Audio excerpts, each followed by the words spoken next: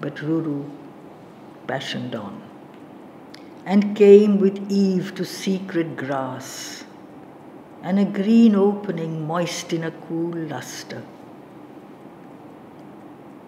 Leaned upon a tree that bathed in fairy air and saw the sky through branches, and a single parrot loud screamed from its top.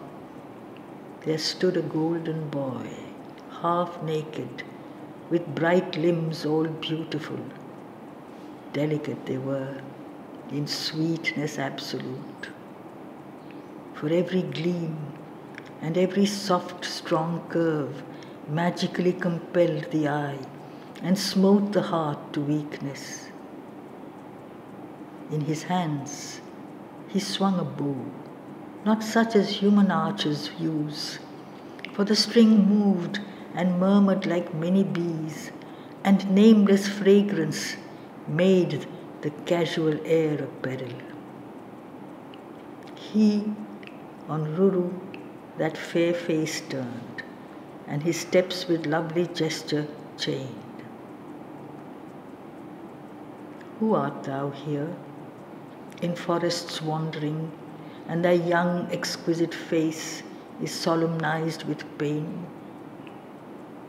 Luxuriously the gods have tortured thy heart to see such dreadful, glorious beauty agonize in thy lips and brilliant eyes, as tyrants in the fierceness of others' pangs. Joy and feel strong, clothing with brilliant fire, tyrants in Titan lands, needs must her mouth have been pure honey, and her bosom a charm whom thou desirest, seeing not the green and common lovely sounds hast quite forgot. And Ruru, mastered by the god, replied, I know thee by thy cruel beauty bright, Kama, who makest many worlds one fire. Ah, wherefore wilt thou ask of her to increase the passion and regret? Thou knowest, great love, thy nymph, her mother, if thou truly art he, and not a dream of my disastrous soul.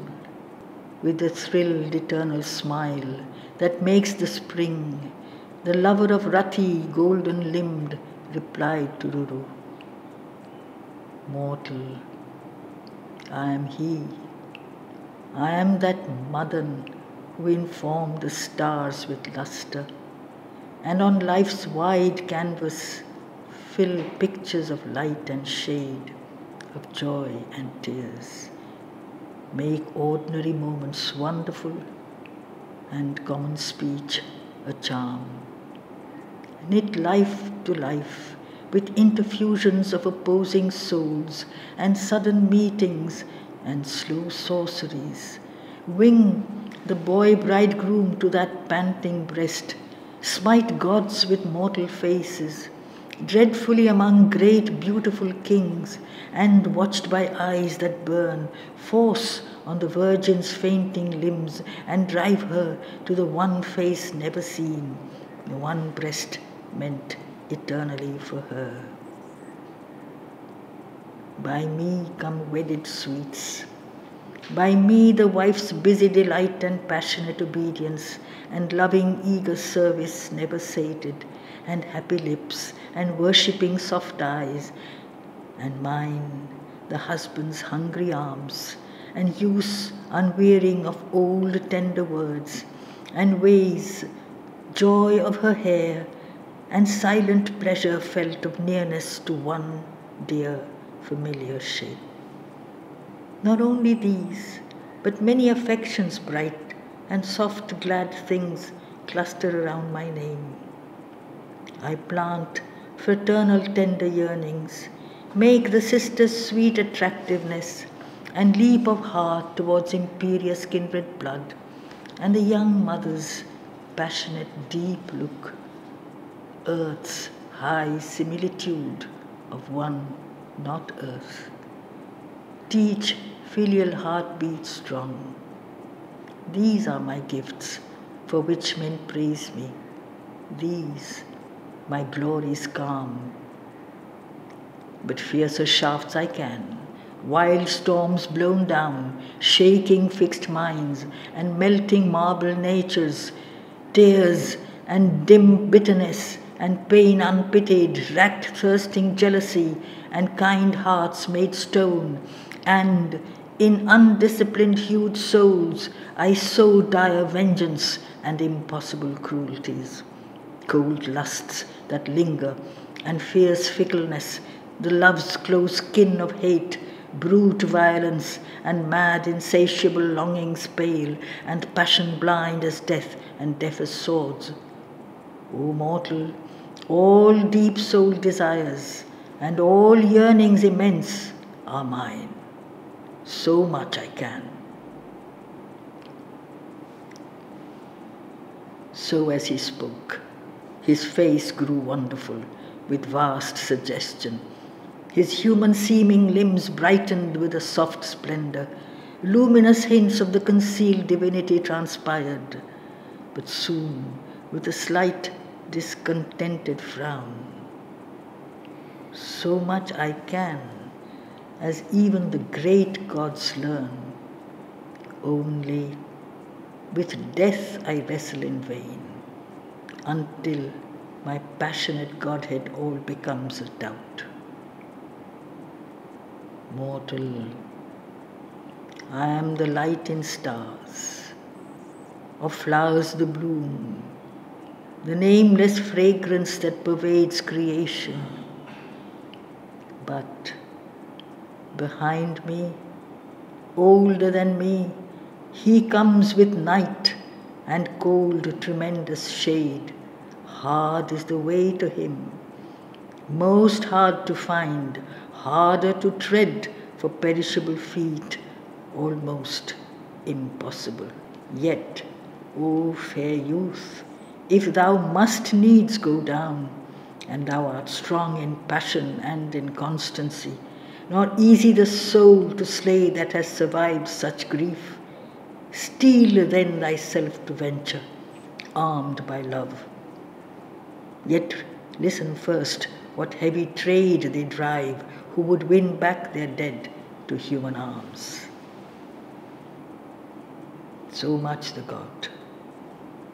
But swift, with eager eyes and panting bosom and glorious flushed face, the lover.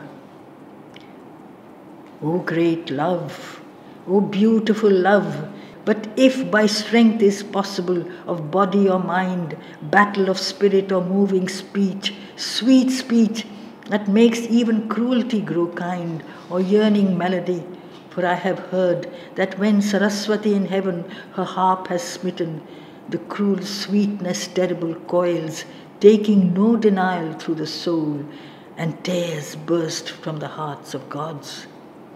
Then I, making great music, or with perfect words will strive, and staying them with desperate hands, match human strength against formidable death.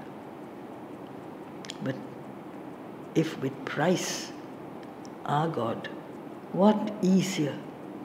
Tears dreadful, innumerable, I will absolve or pay with anguish through the centuries, soul's agony and torture physical. So her small hands about my face at last I feel. Close, real hair sting me with life, and palpable breathing bosom on me press. Then, with a lenient smile, the mighty God, O ignorant fond lover, not with tears shalt thou persuade immitigable death. He will not pity all thy pangs, nor know his stony eyes with music to grow kind, nor lovely words accepts. And how wilt thou wrestle with that grim shadow who canst not save one bloom from fading? A sole thing the gods demand from all men living, sacrifice. Nor without this shall any crown be grasped. Yet many sacrifices are there, oxen and prayers and soma wine and pious flowers, blood and the fierce expense of mind and pure incense of perfect actions, perfect thoughts, or liberality wide as the sun's, or ruthless labor, or disastrous tears, exile, or death, or pain more hard than death, absence, a desert from the faces loved, even sin may be a sumptuous sacrifice, acceptable for unholy fruits. But none of these the inexorable shadow asks. Alone of gods, death loves not gifts. He visits the pure heart as the stained. Lo, the just man bowed helpless over his dead, nor all his virtues shall quicken that cold bosom. Near him the wild marred face and passionate, and will not leave kissing dead lips that shall not chide him more. Life the pale ghost requires. With half thy life thou mayst protract the thread too early cut of that delightful spirit. Half sweet life. O Ruru, lo thy frail precarious days, and yet how sweet they are, simply to breathe, how warm and sweet, and ordinary things how exquisite. Thou then shalt learn when lost how luminous the daylight was, mere sleep how soft and friendly, clasping tired limbs, and the deliciousness of common food, and things indifferent thou then shalt want, regret, rejected beauty, brightnesses bestowed in vain. Wilt thou yield up, O lover, half thy sweet portion of this light and gladness, thy insufficient share, and vainly give to another? She is not thyself. Thou dost not feel the gladness in her bosom, nor with the torture of thy body will she throb and cry out. At most with tender looks and pitiful attempt to feel, move near thee, and weep how far she is from what she loves. Men live like stars that see each other in heaven, but one knows not the pleasure and the grief the others feel. He lonely rapture has, or bears his incommunicable pain. O Ruru, there are many beautiful faces, but one thyself. Think then how thou shalt mourn when thou hast shortened joy and feelst at last the shadow that thou hadst for such sweet store. He ceased, with a strange, doubtful look. But swift came back the lover's voice, like passionate rain. O idle words, for what is mere sunlight? Who would live on into extreme old age, burden the impatient world, a weary old man, and look back on a selfish time ill spent, exacting out of prodigal great life small separate pleasures like an usurer, and no rich sacrifice and no large act, finding oneself in others, nor the sweet expense of nature in her passionate gusts of love and giving, first of the soul's needs? Who is so coldly wise and does not feel how wasted were our grandiose human days in prudent, personal, unshared delights? Why dost thou mock me, friend of all the stars? How canst thou be love's God, and know not this, that love burns down the body's barriers cold and laughs at difference, playing with it merely to make joy sweeter? Oh, too deeply I know the lover is not different from the loved, nor is their silence dumb to each other. He contains her heart and feels her body in his. He flushes with her heat, chills with her cold, and when she dies, oh me, the emptiness, the maim, the life, no life, the sweet and passionate oneness lost. And if by shortening of great grief won back, oh price easy, oh glad briefness aeons may envy, for we shall live not fearing death, nor feel as others yearning over the loved at night when the lamp flickers, sudden chills of dread terrible, nor at short absence agonize, wrestling with mad imagination. Us, serenely when the darkening shadow comes, one common sob shall end and soul clasp soul, leaving the body in a long dim kiss. Then, in the joys of heaven, we shall consort amid the gladness, often touching hands to make bliss sure. Or in the ghastly stream, if we must anguish, yet it shall not part our passionate limbs inextricably locked by one strong agony. But we shall feel hell's pain half joy through sweet companionship. God love, I weary of words. Oh, wing me rather to her, my eloquent princess of the spring, in whatsoever wintry shores she roam. He ceased, with eager forward eyes, once more a light of beauty immortal through the limbs gleaming of the boy god, and soft, sweet face, glorifying him, flushed, and he replied, "Go then, O thou dear youth, and bear this flower in thy hand warily, for thou shalt come to that high meeting of the Ganges pure with vague and violent ocean. There, arise and loudly appeal, my brother, the wild sea." He spoke and stretched out his immortal hand, and Ruru's met it. All his young limbs yearned with dreadful rapture, shuddering through them. He felt in his fingers subtle, uncertain bloom, a quivering magnificence, half fire, whose petals changed like flame, and from them breathed dangerous attraction and alarmed delight, as at a peril near. He raised his eyes, but the green place was empty of the god. Only the fairy tree looked up at heaven through branches, and with recent pleasure shook.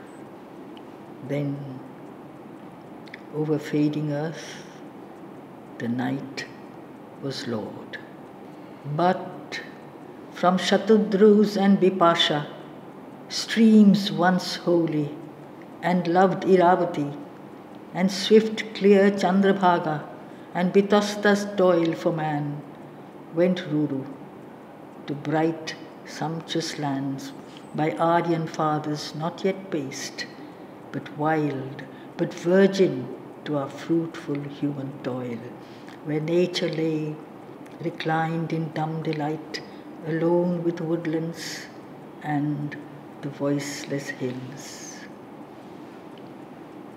He, with the widening yellow Ganges, came amazed to trackless countries where few tribes, Kirat and Poundrian, warred, worshipping trees and the great serpent, but robust wild earth, but forests with their splendid life of beasts, savage, mastered those strong inhabitants.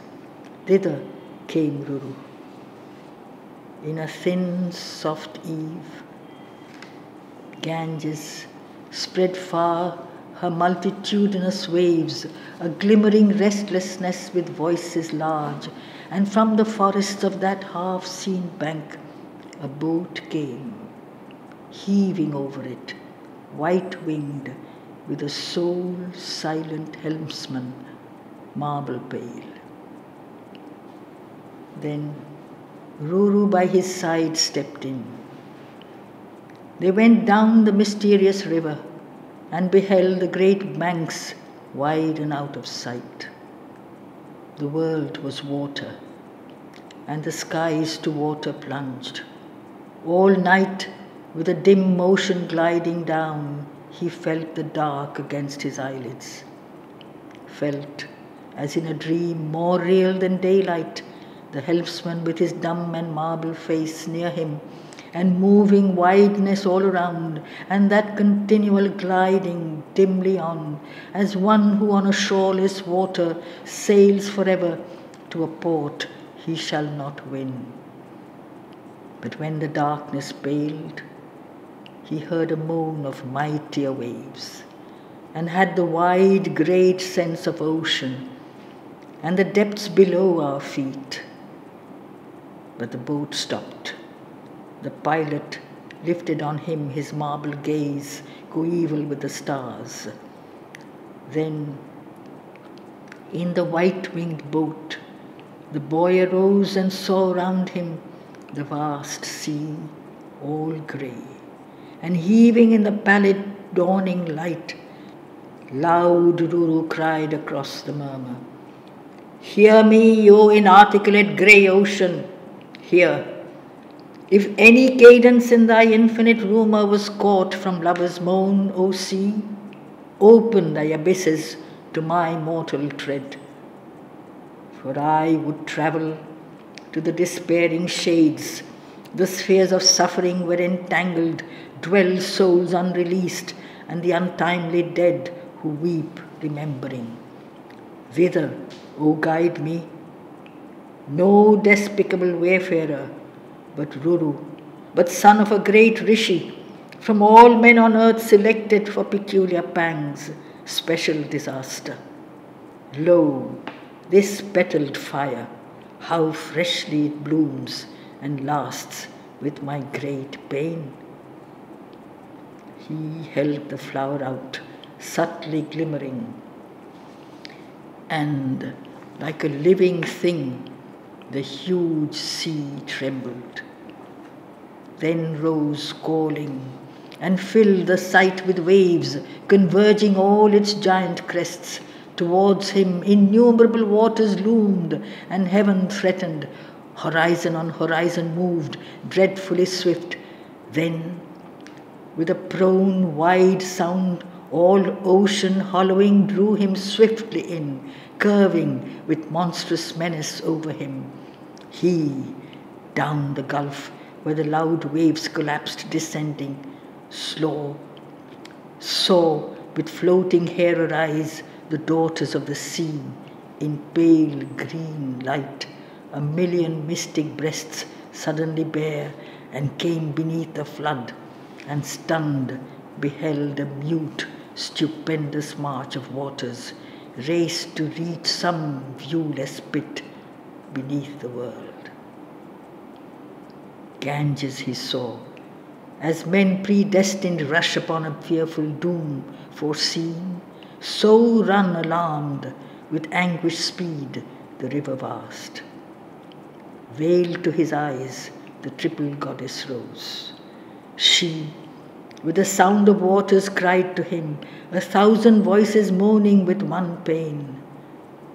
Lover, who fearedst not sunlight to leave, with me thou mayst behold that helpless spirit lost in the gloom, if still thy burning bosom have courage to endure great nature's night in the dire lands where I, a goddess, mourn hurting my heart with my own cruelty.